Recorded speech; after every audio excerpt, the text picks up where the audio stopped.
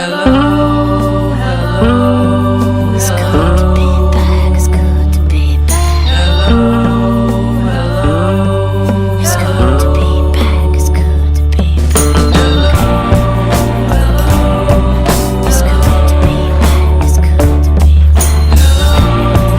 Hello, hello. When you Google a Bank of New Zealand Wellsford, this rather intriguing, anachronistic photo springs forth. It's 1955. Despite the police in New Zealand not readily being armed, then as in today, frontline Kiwi bank staff were packing, a practice that didn't end to the early 70s. Please kindly keep this image in the back of your minds as we hither forth. Before I continue much further, temper viewers from the go, the ire of northern locals in the comments, which by the way I don't tend to moderate, don't get the impression, looking at this video in isolation, that overall, historically, Wellsford is anything other than averaged. From personal experience, it has a great bakery, and as a child we used to catch the ferry from Littleton to Wellington and drive all the way up to Waipu Cove for Christmas holidays. Passed through this town regularly. And it's just, well, my viewership, that's you, like hearing the tales of the darker side, not rating pies, and showing the annual truck display. Nevertheless, put this all to one side. Were you planning an armed robbery of any kind? A bank takes your fancy, which in these times of cashless transactions seems rather fruitless. Probably cost you more in petrol driving around just to find a bricks and mortar branch versus the loot.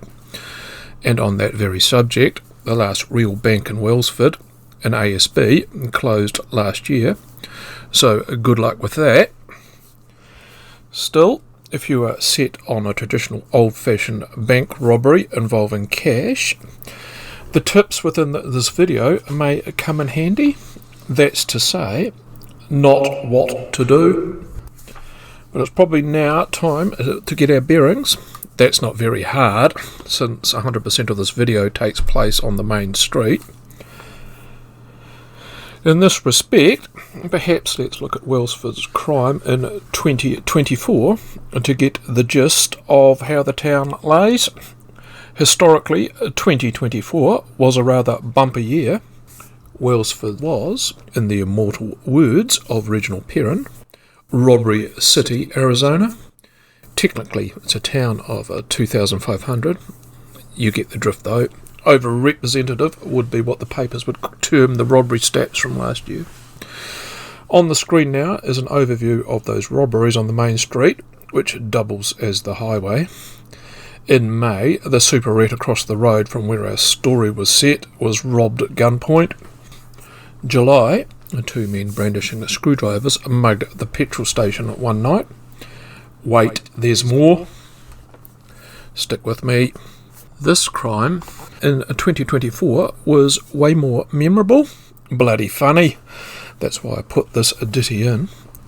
Means you get half a dozen stories for the price of one. This new overhead isn't there simply to point out the close proximity of the police station to the other crimes. Oh no. In April 2024, in a world first, a man high on P broke into the Wellsford police station, was caught in the act. The thought that went into all those hold-ups being similar to that of June 2006. So don't expect a storyline similar to the Mission Impossible franchise. Into it. Tip 1 and point 1, A, B, C, D, E. Before you engage in armed robbery, don't come up with a plan inside a boozer, namely the Wellsford Inn, 250 metres across the road from the actual crime location, which is just another 250 metres away from your house where you plan to store your share of the stolen dosh. Then conspicuously mill around the pool table with two locals from the wrong side of the tracks. get a job working behind the bar part-time there. In other words, what I'm saying is be a mite more judicious, perhaps go to the bottle store instead, and take the booze to a more secure location to hatch the plan. Better still, perhaps remain sober, keep a low profile, not act like the village braggart. Let me now digress. Again, 2 ticks. In yet another side story worthy of a retell, this country pub was a site of a rather gruesome murder 2 decades prior. It was 1982, and an angry, unemployed railway worker, Fred Dixon, marched into this establishment looking for his wife, Wilma. Around this period, you would find Darren in every classroom, having become popular in New Zealand, all because of the TV series Bewitched. Clearly, Mrs. Dixon's parents liked cartoons. As a bit of background to the fatal night in question, the couple was separated at the stage. Wilma was living in Wellsford, Fred 5 kilometres up the road in Tihana. The kids were with her. A liquored up Fred had gone into town to their house, and having found the children alone, got riled up and believed his children were abandoned to their own devices, and so he went down to the boozer to confront Wilma. A doozy domestic dispute ensued in the public bar, which briefly ended when Fred exited the hotel and Wilma went into the foyer to call home. A minute or 2 into that call, she was confronted with Fred holding a shotgun. He let go with both barrels, went outside to the car for a couple more cartridges, reloaded, and calmly went back inside the pub and fired a game at point blank for good measure, all before the locals jumping him. Still, let's now go back to the main feature, me finally introducing the main characters. Mark Scott, his partner Vanessa Scott. What do you mean partner? You mean wife? No, partner. Defacto. They never tied the knot. After spitting at a brat, and with the father of her child reluctant to tie the knot, she changed her name to Scott by deed poll. Mr. Scott is also American. The more observant of you, Hitchcock or Christie fans, will have noticed he is black as well, claimed to have been a Marine in the Gulf. However, anyone who knew or worked with either of the Scotts could attest she was, in one efficient term, dizzy. Him, well, he was quixotic with an element of pomposity. Wellsford local Vanessa had ambitions of becoming a model, a television star. Timing wasn't on her side though. OnlyFans wouldn't start for another decade. Instead of the catwalk, Vanessa poured pints in the pub. Mark Scott, who worked in finance whilst in Australia, now with his new partner, their daughter in tow, found himself back in her hometown, managing the town's branch of the Bank of New Zealand, overseeing the 6 staff, rather than guarding the establishment. You see, at one point he was a security guard patrolling the township. At this juncture, in a rural service town like this, the position of bank manager came with a certain amount of social status, evidently not the salary. Mark and Vanessa hatched a plan with 2 locals to rob his employer. This case also speaks to the BNZ's lack of vetting. If anyone could see the Scots' mountain of debt, surely it was them. 149 Rodney Street, i.e. the main highway, is today a pharmacy. This photo though, well, it's a bit distracting. Let's make it a branch of the Bank of New Zealand again. The other chaps involved at the pointy end of this crime, being the angry ones brandishing filleting knives, pool buddies, were Lewis Blackwood-Manukau and Richard Cowell. Here's the 3 main men together. Louis, Rich and the head honcho Mark, plus Vanessa. And prior to the doors opening to the public, Mark left the back door open to the bank, then nonchalantly held a meeting with the other 3 female staff members on duty. Then the overall balaclavaed Lewis and Rich burst onto the scene. Vanessa kept guard and did her nails. Not only were the male pair carrying knives, they also came with a bottle of petrol and threatened to douse the terrified staff, one of whom, kudos to her, tried to make a run for it before getting the whack for her efforts. Another of the staff was 6 months pregnant at the time, which didn't stop them or deter them giving her the slap, having a bag shoved over her head. Bet they now wished it was 1955. I do. The full names of these cowardly, despicable lowlives are in the comments. Be my guest, troll the pricks. In crimes of this nature, there's always an element of luck. What a bummer for this lot.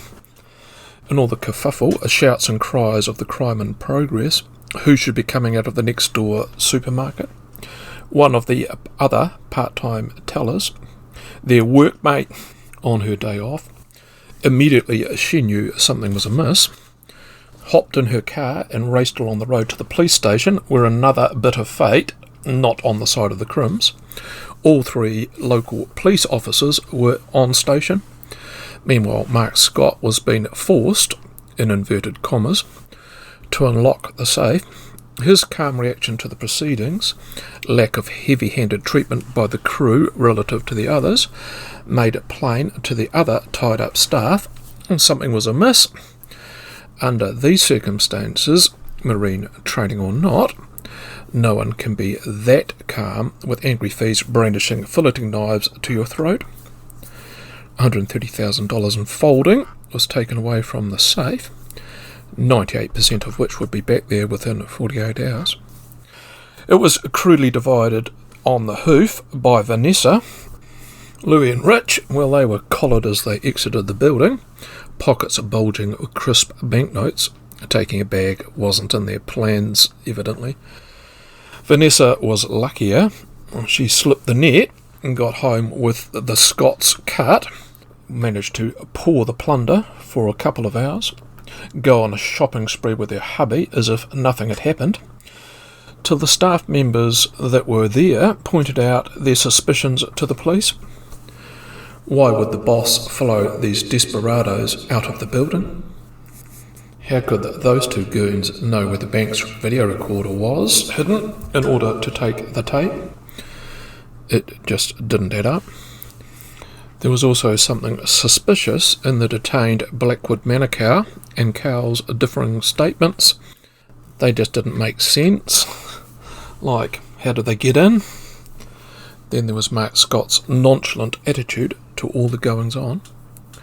Suspicions aroused, the coppers went down the road to the Scott's house with a search warrant. The folding, except for a few $100s spent in the short shopping spree, most of their cut, was found in short order. Even though the number was clearly up, Scott denied his involvement, was bolshy even, claimed it was a stitch-up. This despite his partner freely admitting their combined role, which I can only assume, it meant instant divorce, or whatever happens when you're in a partnership. The charges they now all faced included aggravated robbery, party to kidnap. As the mastermind, not a good description, one thinks. Mr. Scott got 6 years staring at striped sunlight. The other 3, 5, got off too lightly if you ask me. That's it. That's the story today, fine people, who are all subscribers despite my absence, some of which was spent in remote areas, about as far away as you can get from humans these days. I hope you enjoyed the story. Can't promise to be as prolific as in the past, but I am back. Still waiting for that breakthrough video that will catapult myself into stardom. Money and chicks. I'm thinking about a rebrand. Let me know what you think. Bye for now. Did you miss me?